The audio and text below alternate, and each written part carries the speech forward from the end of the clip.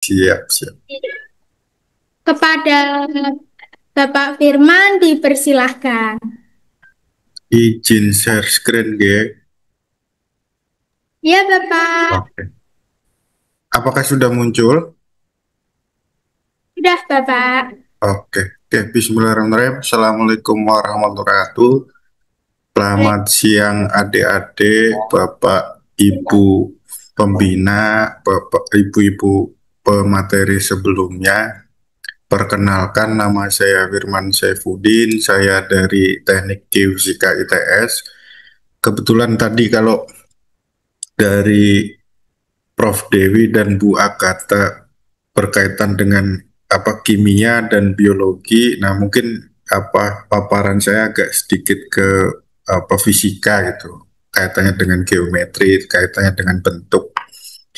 Nah, temanya tadi belajar dari fenomena lumpur Sidoarjo, sebenarnya ya nyambung dengan yang disampaikan Bu Agatha tadi, bahwa harapannya menjadi sesuatu nilai tambah, nilai ekonomis dari hasil atau sesuatu material yang dihasilkan dari gunung lumpur Sidoarjo tadi. Nah, untuk sebenarnya kalau secara umum memang fenomena gunung lumpur tadi bisa menjadi berkah, tapi dengan konsekuensinya tertentu gitu.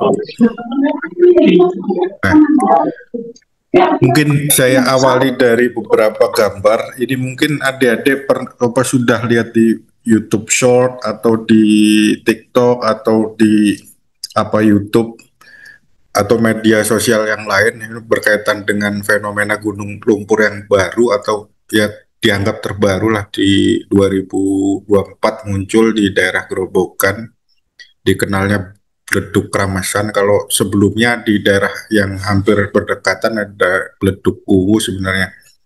Nah, ini fenomena yang serupa dengan kejadian alam di Sidoarjo juga sebenarnya, tapi ini bersifat alami.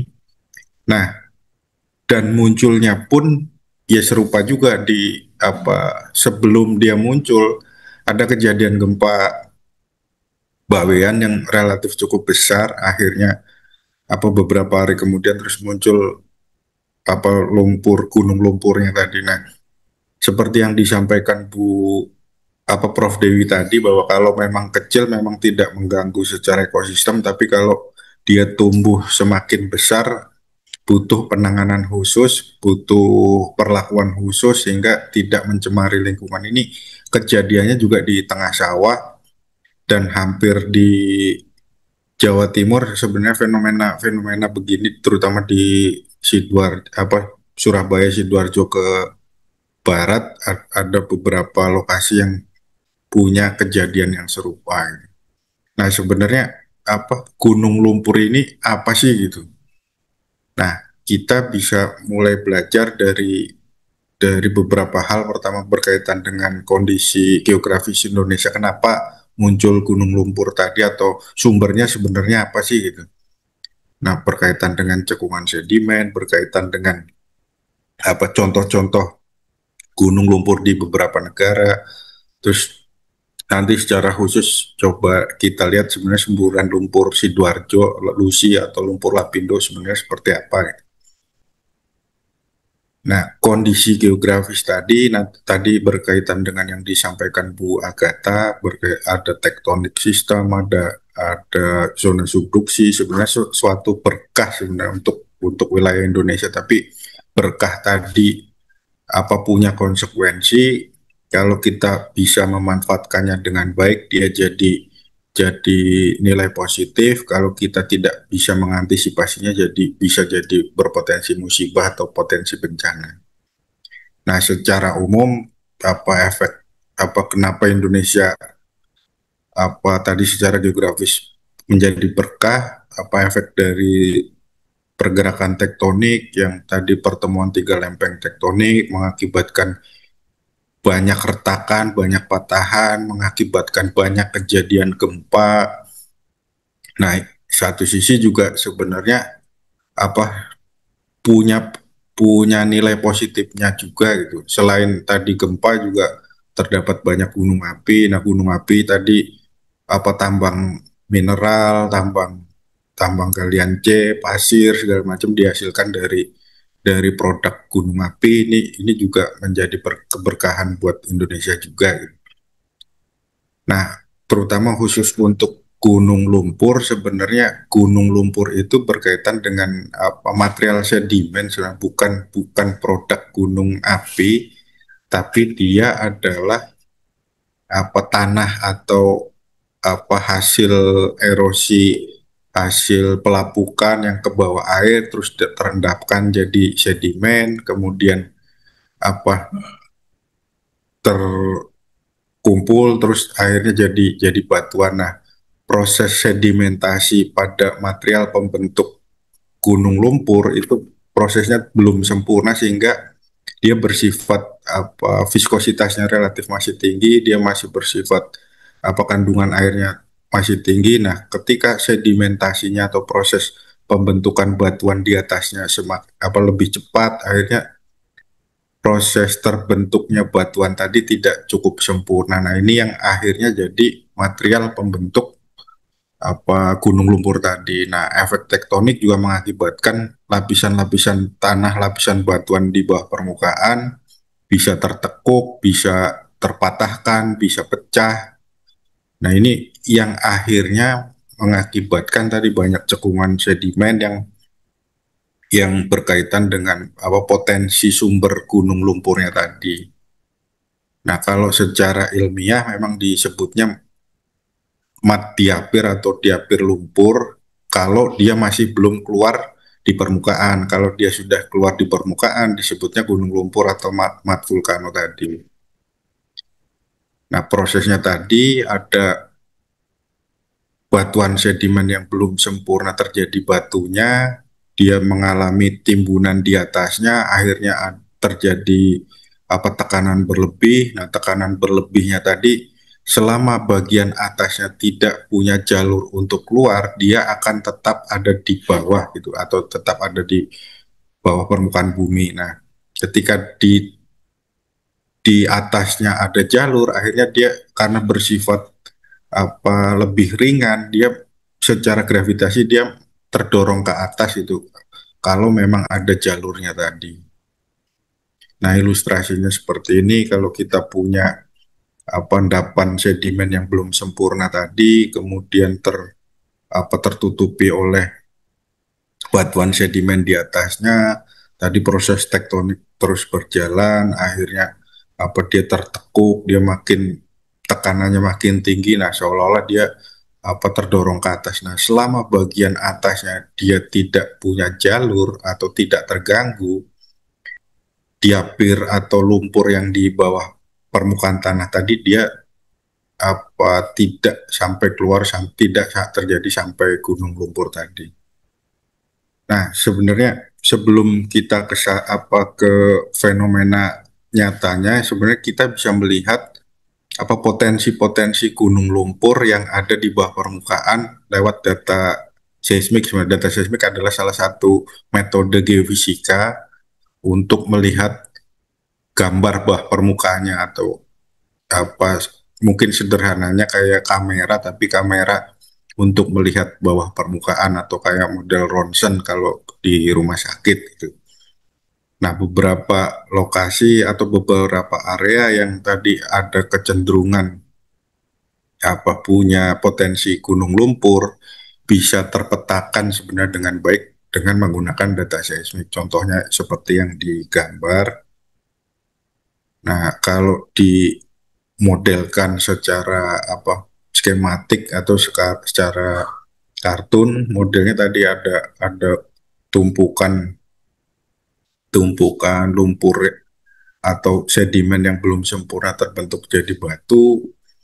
Dia akhirnya punya tekanan cukup tinggi, dia secara alamiah memang dia mencari jalur untuk keluar karena tekanannya relatif lebih tinggi dibanding sekitarnya. Nah, selama dia tidak punya jalur, dia akan terjebak di tempatnya masing-masing gitu.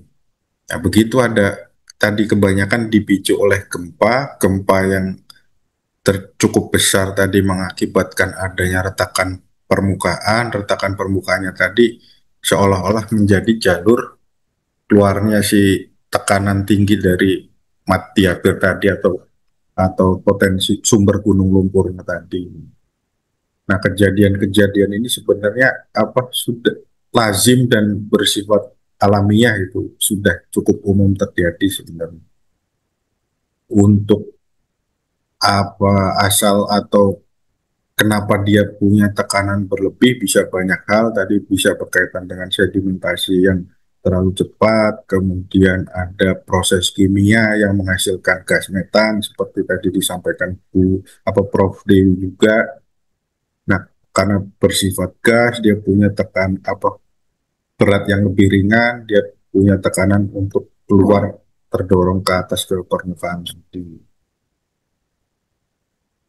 Nah, untuk pembentukan gunung lumpurnya sendiri sebenarnya tadi ketika kita punya akumulasi madiapir atau lumpur sumber gunung lumpur tadi, terus dia punya jalur, dia membentuk gunung sederhana atau membentuk kerucut seperti gunung gunung api. Kalau dia apa mengalir melewati jalur utamanya atau rongga utamanya, kalau misalkan dia sudah terendapkan karena airnya sudah hilang, kemudian dia makin padat, akhirnya dia mencari jalur yang lain. Nah, pasca itu tadi karena efek pembebanan, dia mulai mengalami penurunan atau subsiden, jadi apa seolah-olah dia menjadi datar lagi gitu. Nah, fenomena ini terjadi di Luxi atau di lumpur lapindo sehingga secara alamiah mengalami kestabilan gitu. Kenapa akhirnya volume lumpur yang dikeluarkan semakin berkurang seiring bertambahnya waktu, ya tadi efek tadi sumbernya mungkin masih besar tapi efek dari lubang keluarnya atau celahnya tadi sudah tertutup oleh material lumpur yang sudah mengering tadi. Nah, untuk fenomena ini di sekitar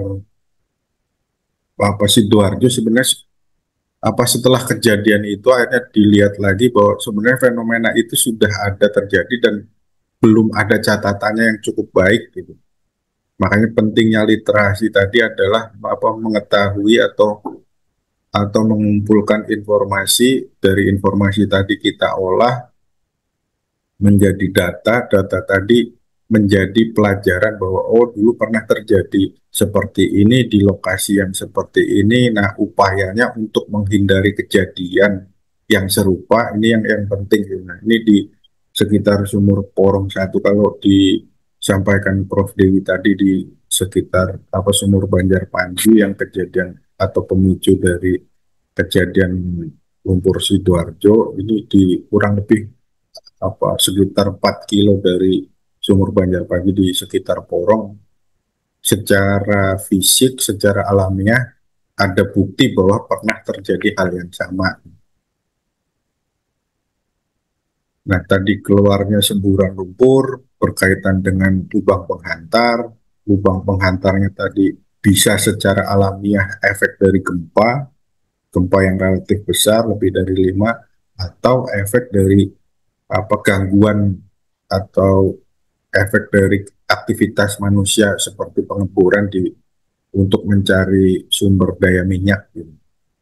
Nah, kombinasi ini yang terjadi di lumpur Sidoarjo. Kalau tadi yang di Grobogan di Bleduk Kermesan atau di daerah Grobogan tadi adalah hampir murni efek dari gempa besar.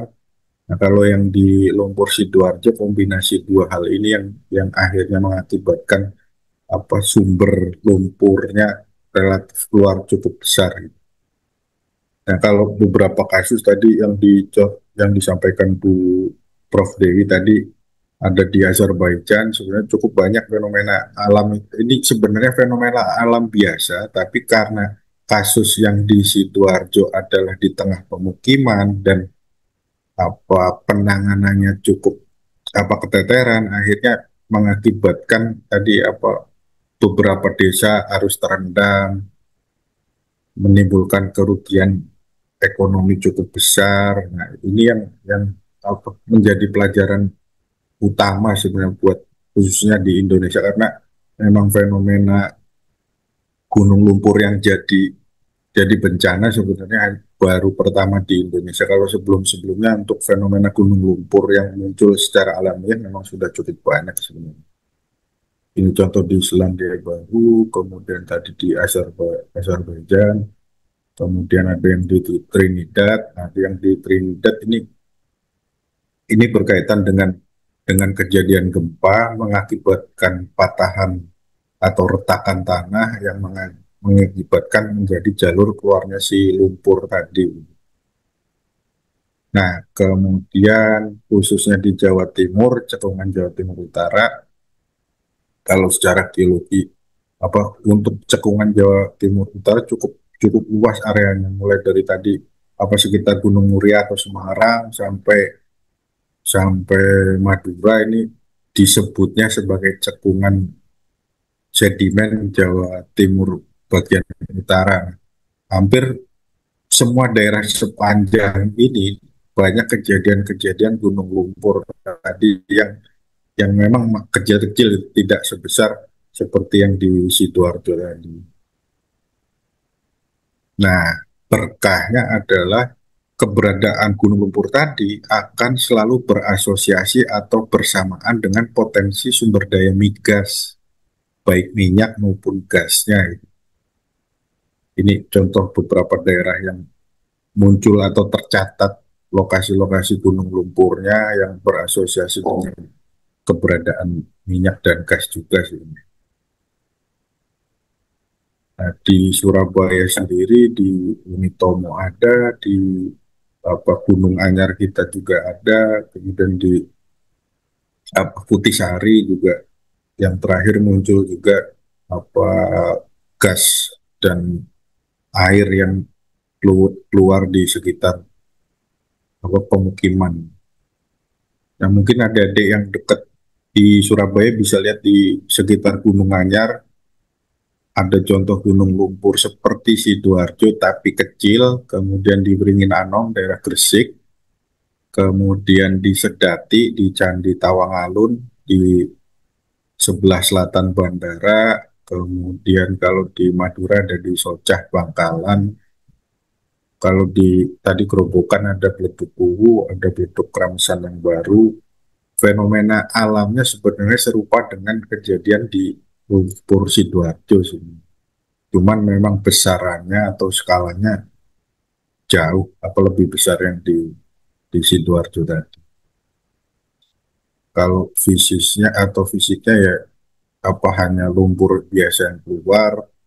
Kemudian kalau di Surabaya tadi juga sebenarnya berkaitan dengan bekas sumur minyak tua di daerah Lidah, di daerah Kuka, di daerah Kutisari. Ini dulu adalah kota-kota minyak atau bekas penambangan minyak zaman Belanda. Nah, tadi karena gunung lumpur atau Madiabir atau tadi sumber gunung lumpur tadi berasosiasi dengan migas. Nah, daerah-daerah bekas sumur tua kalau yang tidak tidak diperlakukan dengan baik, ada kemungkinan tadi muncul rembesan atau muncul gas yang keluar atau lumpur atau air dari sumur yang sama.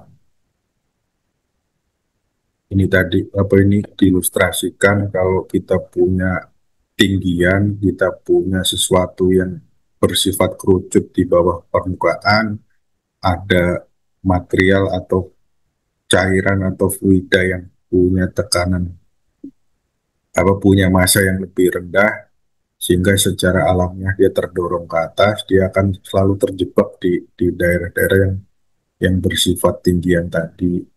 Nah, biasanya di area-area ini tadi berasosiasi atau berbarengan dengan minyak, gas, dan lumpurnya tadi. Nah, ini yang akhirnya keberkahan yang butuh perlakuan yang tepat supaya tidak menjadi potensi bencana atau potensi musibah tadi. Ini contoh di Gerobokan cukup banyak lokasinya. Kemudian sama ini yang sempat ramai kemarin di Kesongo beberapa bulan yang lalu, apa setiap musim hujan dia akan selalu berproduksi atau akan mengeluarkan lumpur yang relatif cukup banyak gitu. Karena memang apa material lumpurnya tadi sebenarnya adalah percampuran antara material lumpur dari bawah sama air hujan yang masuk ke dalam tanah bercampur karena ada tekanan dia akhirnya keluar lagi lewat jalur jalur gunung lumpurnya. Ini contoh semburan gas di Gresik bekas sumur tua, kemudian ada contoh di Ngawi juga. Nah, terkait dengan lumpur Sidoarjo sebenarnya tadi apa secara umum ini adalah fenomena alam biasa, tapi karena skalanya besar dan terjadi di sekitar pemukiman, akhirnya tadi dianggapnya bencana. Tadi ada adik-adik yang sempat tanya, ini sebenarnya bencana alam atau apa akibat aktivitas manusia. Nah, seperti yang saya sampaikan tadi, untuk kasus di Sidoarjo memang memang kombinasi secara alamiah sebelum terjadinya gempa sebelum terjadinya Lusi keluar atau lumpur Sidoarjo keluar memang terjadi gempa cukup besar di sekitar Yogyakarta di tahun 2006 bulan Mei atau ya bulan Mei. Nah, pas beberapa hari pasca itu di lokasi Banjarpanji tadi dilakukan pengeboran. Nah, ketika ada gangguan pada sistem atau gangguan pada jebakan lumpur yang cukup besar dan dia punya jalur, akhirnya jalur itu yang mengakibatkan keluarnya lumpur Sidoarjo tadi. Ini menarik untuk apa berkaitan dengan pengeboran. Ada film yang cukup menarik di Water Horizon. Tapi kalau yang SMP, SD mungkin butuh didampingi bapak ibu atau papa mama atau bapak ibu guru berkaitan dengan fenomena kegagalan pengeboran sebenarnya. Hampir mirip seperti kejadian Lucy, tapi kasus yang di Deepwater Horizon dia lebih bersifat yang keluar minyak akhirnya sempat mencemari lingkungan Teluk Meksiko. Nah, efek dari kejadian ini kalau mungkin bisa di search di YouTube juga banyak kerusakan lingkungan yang diakibatkan oleh minyak yang keluar dari sumur yang meledak mengakibatkan banyak burung yang akhirnya terlumuri minyak mentah. Ya hampir sama seperti yang Prof Dewi lakukan penelitian berkaitan dengan ikan, akhirnya di dalam insangnya muncul ketidaknormalan gitu. Nah, di Teluk Meksiko juga terjadi hal yang sama, tapi kasusnya efek dari minyak mentah yang keluar dari sumur yang meledak, akhirnya mencemari hampir area yang cukup luas di laut di sekitar Teluk Meksiko. Cukup menarik filmnya, tapi kalau pesan saya untuk adik-adik yang SMP, SD, didampingi papa mamanya atau bapak ibu gurunya untuk lebih menjelaskan berkaitan dengan yang terjadi gitu. Nah, dalam proses pengeboran sebenarnya ini di gambar sebelahnya mata bor dia mengganggu atau merusak batunya. Nah, batunya ini sebenarnya didorong oleh cairan yang dari permukaan didorong untuk keluar. Jadi tetap jalur lubang bornya tetap bersih. Nah, untuk menghindari terjadinya bencana atau terjadinya kerusakan sumur biasanya dikasih pelindung dinding pelindung di samping-samping lubang bornya, ada istilahnya casing. Nah, ini sebagai bagian dari atau upaya mitigasi supaya tidak terjadi aliran lumpur atau aliran fluida bertekanan tinggi yang keluar bukan lewat jalur sumurnya. Nah, kalau ada tadi gas atau lumpur atau minyak bertekanan tinggi tapi dia keluar lewat jalur sumur, di atas bagian pengeborannya memang sudah ada alat yang dipasang untuk mengontrol itu atau untuk mencegah supaya tidak jadi ledakan gitu. Nah, kalau kalau di lubang sumurnya dimanfaatkan casing tadi atau dinding penahan sumur. Nah, yang terjadi di Sidoarjo, di lumpur Sidoarjo adalah saat pengeboran sudah dipasang casing, nah, tapi ketika pada kedalaman tertentu dia mengalami stuck atau dia mengalami terjepit mata bornya, kemudian ada bagian yang belum dipasang casing, terjadi gempa Jogja, akhirnya ini yang mengakibatkan menjadi jalur keluarnya si fluida atau lumpur bertekanan tinggi yang akhirnya jadi lumpur Sidoarjo tadi. Nah, ini sebelum kejadian bahwa kalau mungkin ada nggak ngalamin bahwa jalan tol sebenarnya memotong memotong daerah yang sekarang jadi polusi tadi, kemudian begitu beberapa hari setelah kejadian jalan tol terpaksa ditutup karena memang dia sudah terendam, termasuk jalur rel kereta pun dia akhirnya dinaikkan supaya tidak terendam tadi. Nah, kemudian efek dari fenomena keluarnya material yang cukup banyak, gunung lumpur yang cukup banyak, terjadi pembebanan atau semakin berat, akhirnya di daerah yang keluar lumpur tadi dia mengalami amblesan gitu sebagai konsekuensi dari gravitasi, daerah yang keluar lumpur banyak akhirnya dia terendapkan materialnya, airnya hilang, kemudian dia menjadi beban sehingga akhirnya terjadi penurunan tanah di lokasi sekitar tempat keluarnya tadi. Nah, fenomena ini juga sebenarnya fenomena alamiah biasa gitu, atau kejadian fisik biasa gitu. Ketika ada sesuatu yang keluar, efek gravitasi dia menjadi beban, akhirnya tertarik gitu. Nah, efek amblesan tadi karena debitnya cukup, bukan debit, karena jumlahnya cukup banyak, dan saat dipasang tanggul itu untuk melindungi daerah yang relatif lebih kecil, tanggul jebol semakin luas.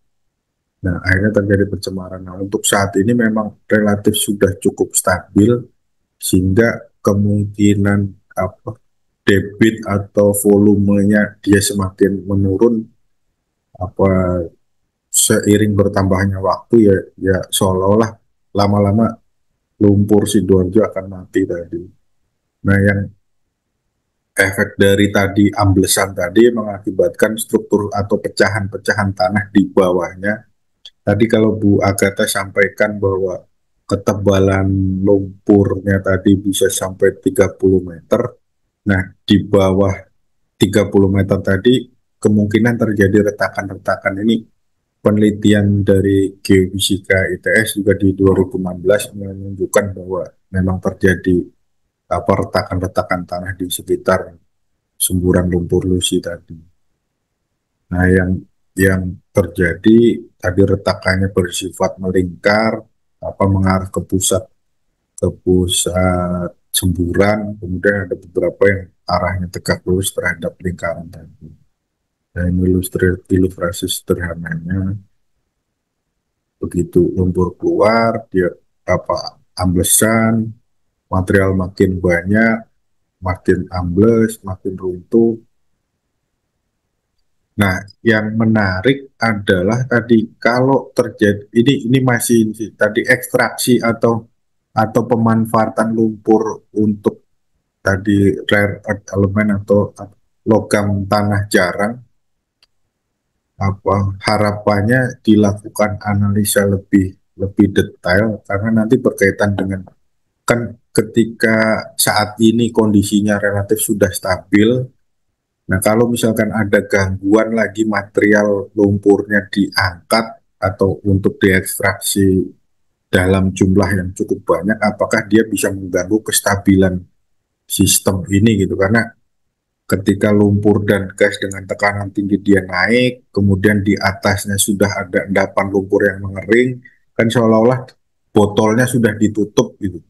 Nah, kalau tadi ada pemanfaatan apa material hasil semburan tadi diangkat lagi, apakah dia bisa mengganggu dari kestabilan sistem ini? Ini yang masih masih tadi seperti yang disampaikan adik-adik juga apa analisa apa mitigasinya seperti apa kalau nanti dimanfaatkan secara ekonomi. Nah, ini contoh tadi pola pola hancuran atau retakan tanah yang melingkar.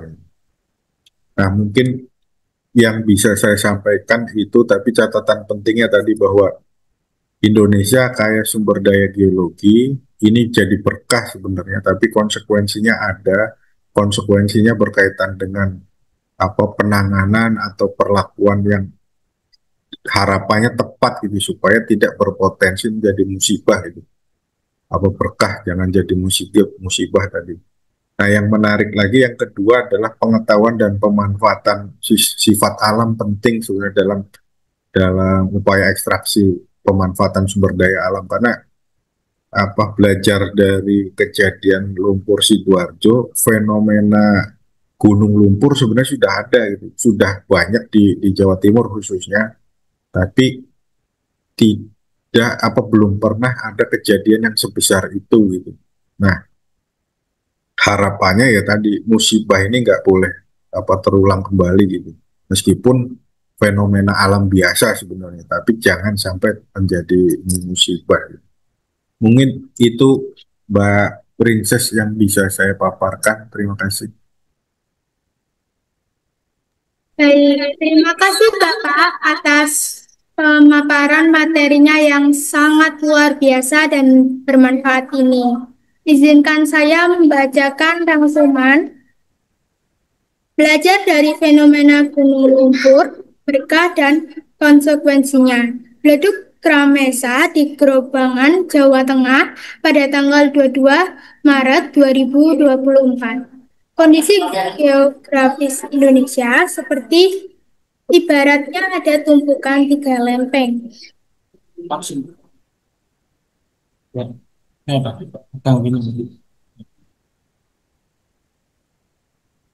Nah, lumpur yang tersimpan di dalam tanah tidak akan bisa keluar ke permukaan kalau tidak ada lubang pengantar.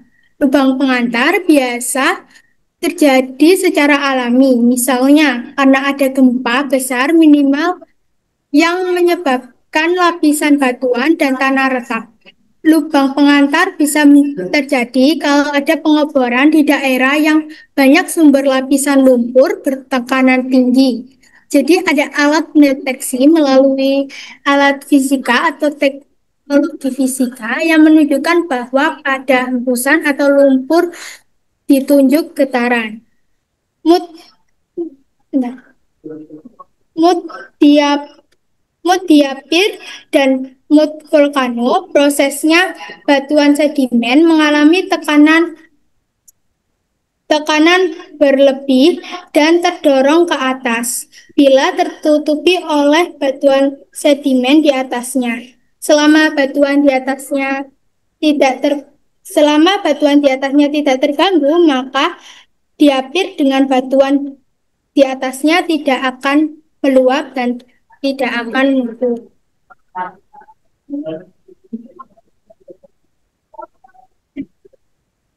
Baik, Bapak, itu saja rangkuman materi dari saya. Terima kasih.